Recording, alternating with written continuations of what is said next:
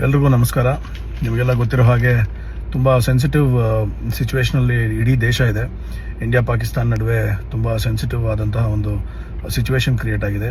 So ಎಲ್ಲ developments ನಿಮಗೆಲ್ಲ ಗೊತ್ತಿರುತ್ತೆ, ಎಷ್ಟು ಕ್ರಾಸ್ ಬಾರ್ಡರ್ ಫೈರಿಂಗ್ ಆಗ್ತಿದೆ ಎಲ್ಲ ಗೊತ್ತಾಗಿದೆ.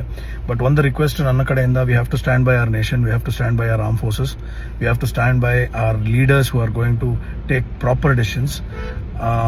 ದಯವಿಟ್ಟು ನನ್ನ ರಿಕ್ವೆಸ್ಟ್ ಏನು ಅಂದರೆ, ನಿಮ್ಮ ಅಕ್ಕಪಕ್ಕದಲ್ಲಿ ಏನಾದರೂ ಡೌಟ್ ಬರುವಂತಹ ಒಂದು ಪ್ರಸಂಗಗಳು ಅಥವಾ ವ್ಯಕ್ತಿಗಳಿದ್ದಾಗ ದಯವಿಟ್ಟು ಲೋಕಲ್ ಅಥಾರಿಟೀಸ್ಗೆ ಇನ್ಫಾರ್ಮ್ ಮಾಡಿ. ಆಮೇಲೆ ಸೋಷಿಯಲ್ ಮೀಡಿಯಾದಲ್ಲಿ ಯಾವುದೇ ಕಾರಣಕ್ಕೂ ಫಾಲ್ಸ್ ಇನ್ಫಾರ್ಮೇಷನ್ನ ಸ್ಪ್ರೆಡ್ ಮಾಡುವಂಥವ್ರನ್ನ ಪೋಸ್ಟ್ಗಳನ್ನು ಫಾರ್ವರ್ಡ್ ಮಾಡಬೇಡಿ.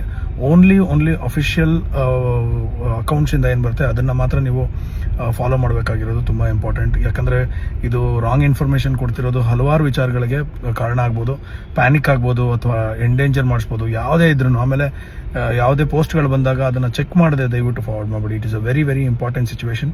ನಾವೆಲ್ಲರೂ ನಮ್ಮ ದೇಶಕ್ಕೋಸ್ಕರ ನಾವು ಹೋರಾಡಬೇಕು. ಆ್ಯಂಡ್ ನಮ್ಮ ಕರ್ತವ್ಯಗಳನ್ನು ಮಾಡೋದ್ರಿಂದ ನಾವುಗಳು ಕೂಡ ದೇಶಕ್ಕೆ ಸೇವೆ ಮಾಡ್ದಂಗೆ ಆಗುತ್ತೆ. ದಯವಿಟ್ಟು